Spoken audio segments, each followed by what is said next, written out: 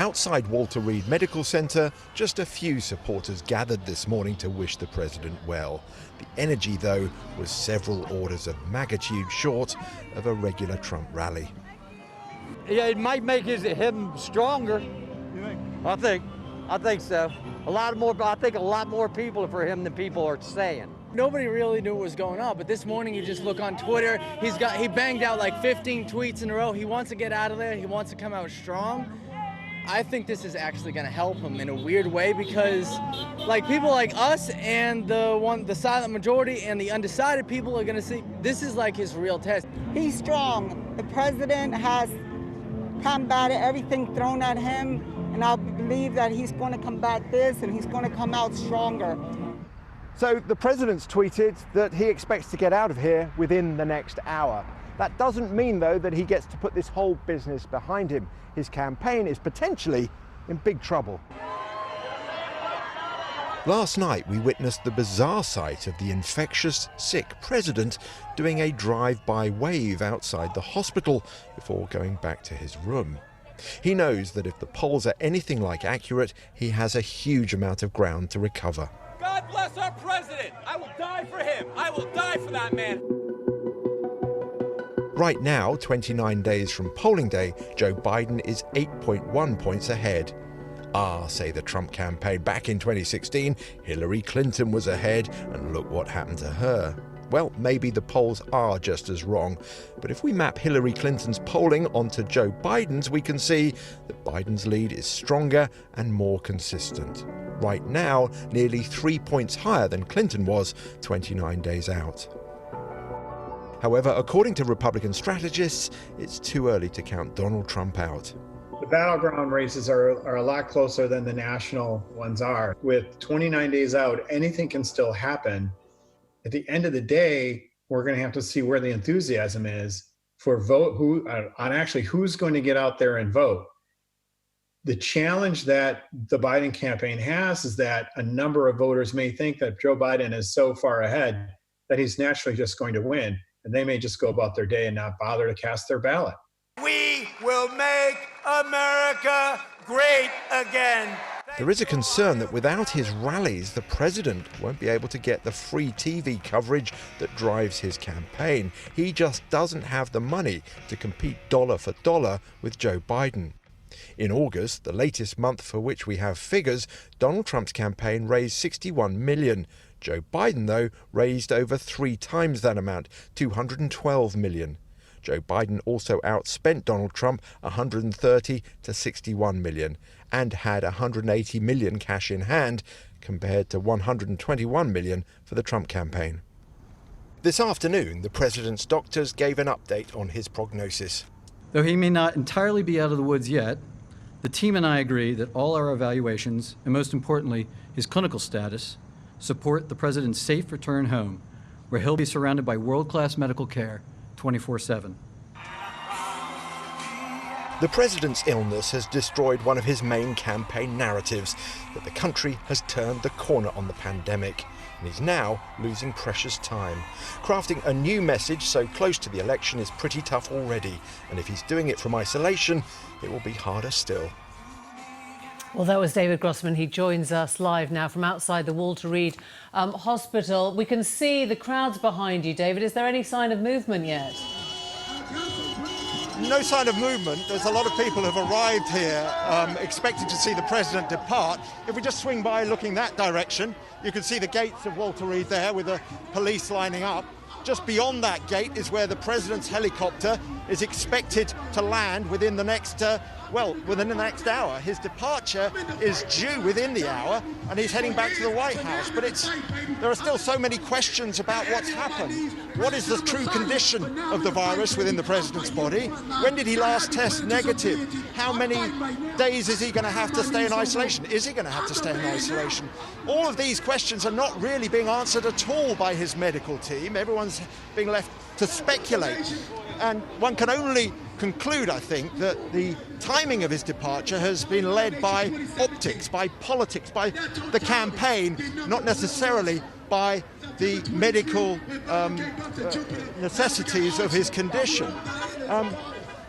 What's going to happen now, of course, is that he's going to have to try and craft a new narrative about this virus. Now he's had it. He tweeted out, as you mentioned, that no one has anything to fear, or don't fear the virus, he said. He's going to try and make that into a message. But I have to say, the polling that's come out tonight suggests that not many Americans believe him. A poll by CNN, I think it was, had 2/3 of Americans thinking that he had behaved irresponsibly about the virus.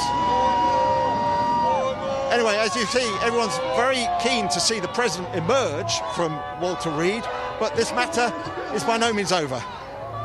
David, we'll come back to you if we see further action there. Thanks very much for now. But to discuss it further, I'm joined by David Plouffe, the manager of Barack Obama's successful 2008 presidential campaign, and Stacey Washington, the co-chair of Black Voices for Trump. It's great to have both of you with us. Stacey Washington, let me just read you back that tweet. Don't be afraid of COVID. Don't let it dominate your life. I wonder what you think that message will sound like to the families of the 209,000 Americans who died of the disease. Well, I don't know what it will sound like to them because I'm not one of those 209,000 families, so I have no idea. But the president has expressed on numerous occasions his solidarity with those families and his condolences to them. And while he is suffering from the virus himself, he's also expressed that he is one with the American people, those who have had COVID, the families of those who died, and also people who have not yet experienced it. This is a pandemic. It's not a political issue, as politicized as it has become. It is not President Trump against people who have suffered. It's a pandemic that he said, forgive me, it's a pandemic he said he understood properly now, that he'd understood, he'd seen it from real life. And then he showed... And then he showed how little he did that by recklessly endangering lives in that victory lap last night. So I wonder how you think that will go down. Well, I actually thought it was great of him to acknowledge the people who were basically having a prayer vigil outside of the hospital for him. They were out there to show their support for him in a very difficult situation as the president of the United States, which most people, good, honest people, feel sympathy for someone when they're sick. They don't wish they're dead. They don't wish they would die. They don't wish they would continue to be sick. They actually hope that that person would get better. Good people feel that way. David Plouffe, do you accept that America loves the story of a resurgent hero, that this could have an amazing impact now on the campaign if he's visiting people who are praying for his life and he emerges as the fighting warrior that's got over the disease? Sorry, this is for David Plouffe. No, I don't. Listen, 2/3 of the American people believe that the president has mishandled the coronavirus.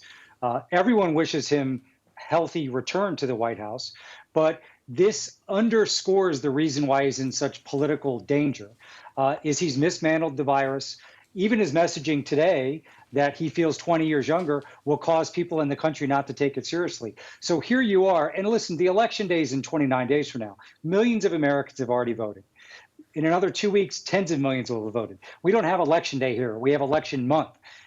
And right now they see a president who is in grave political danger because he did not take the virus seriously until it affected his own life. But now he's sending mixed messages even about that, saying, oh, it's fine, it's great, don't worry about it. I feel 20 years younger. It's the height of irresponsibility. And I don't think we've ever had an American president make the series of mistakes that Donald Trump has made around the coronavirus. And he continues to make them right now, even though he's gotten the virus himself.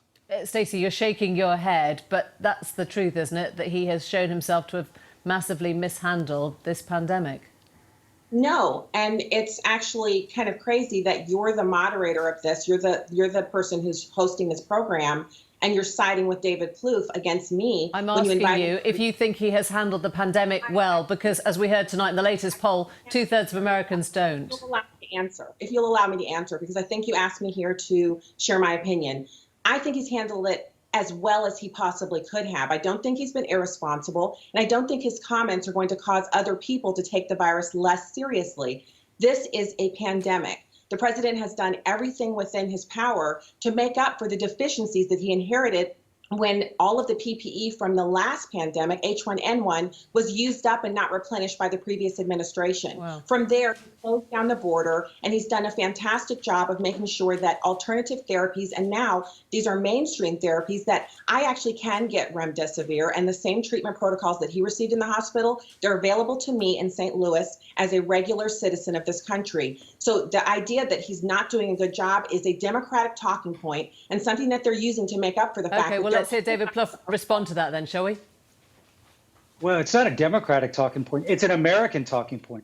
It doesn't matter what people like me or Stacey say. You know, 2/3 of the American people, which includes even some people that are going to vote for Donald Trump, don't trust him on the coronavirus. He said it would go away. It would magically disappear. China was doing a great job. Let's open up. He mocked masks just last week in the presidential debate with Joe Biden. His message has been clear. Don't worry about this. So he was a disaster in the debate last week. We already see polls capturing that people thought he did a terrible job. You add on the fact that his entire White House now is a super spreading site, okay, where every day it seems like we have his press secretary today was diagnosed with coronavirus. Those pictures of the event in the Rose Garden from the Saturday before last are going to go down in infamy here in America. So at the end of the day, his closing argument is either I finally get the coronavirus 7 months later. Yeah, a lot of people had to die, but now that I've gotten it, or don't worry about it. I feel great.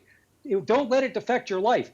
I've never seen somebody close a presidential campaign with a message this weak. Okay. And I think a lot of the American people have tuned him out. Well, let me ask Stacey, which way does it go then? Does he say that COVID shouldn't be taken seriously, or that it should now, and that he is for masks, and that he should have behaved in a different way? Which narrative is it now? So I'm still trying to figure out where you're getting that the president said we shouldn't wear masks. He said wearing masks is patriotic and that we should wear them. None of his family even wore it at the debate on Tuesday, even though they were asked to by the moderator and the organisation.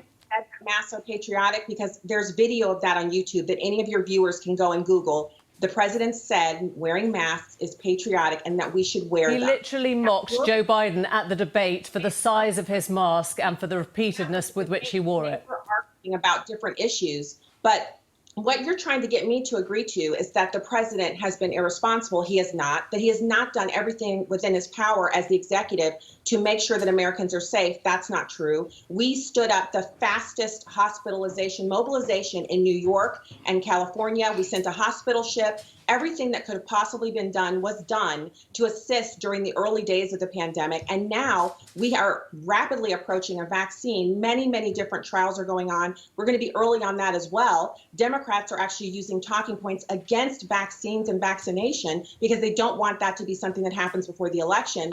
And this entire thing has been politicized. I haven't heard anyone talking against a vaccine, I have to say. But I will ask you, David Plouffe, whether you think the danger for the Democrats is that they start to sound quite smug, that they start to sound preachy about what has or hasn't been done right at a time when somebody is still in hospital.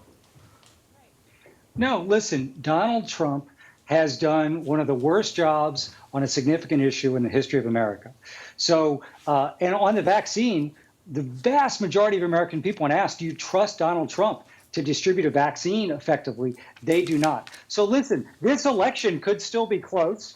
Donald Trump's going to do a good job of turning out his base. He surprised everybody back in 2016. So I don't think there's any Democrats who are overconfident right now. But in terms of making a case that he's mishandled the coronavirus, that what happened in the White House to all of his staff, to himself, is really remarkable and really underscores. If you couldn't make it up, if you wrote a screenplay, you wouldn't believe it. Here's someone who said, don't worry about it. It's going to go away. We're going to be down to 0 cases. Didn't take it seriously. Has sent enormously mixed messages around masks and other public health protocols that now he himself has been affected by it. So to me, it just underscores what people have concerns about, that he didn't take it seriously, that he mismanaged. Can I just ask you about that image yesterday, because that has left quite an indent, and it was called irresponsible by medical staff at the hospital in which he was being treated. He was an infected man in a hermetically sealed car with members of his staff. Why would he do that to people that work for him? So my name's Stacey Washington. I'm not actually Donald Trump, but I am here to give the positive message that the president is seeking the vote of Americans. He's not demanding it. He's never said that Black Americans owe him their vote. If we don't, I'm not Black if I don't vote for Joe Biden. That's what he said about me. Joe Biden said I'm not from a diverse community. Hispanics have a diverse community. Blacks do not. He said that integration would make his children's school into a jungle. He said that Black people are natural born predators, that we needed the mass incarceration bill from 1994 that he spearheaded in order to keep communities safe. This is a man who has continuously made the kind of comments about Black Americans that should completely obliterate his chance of ever receiving. So presumably, you're not worried then about him winning the presidency?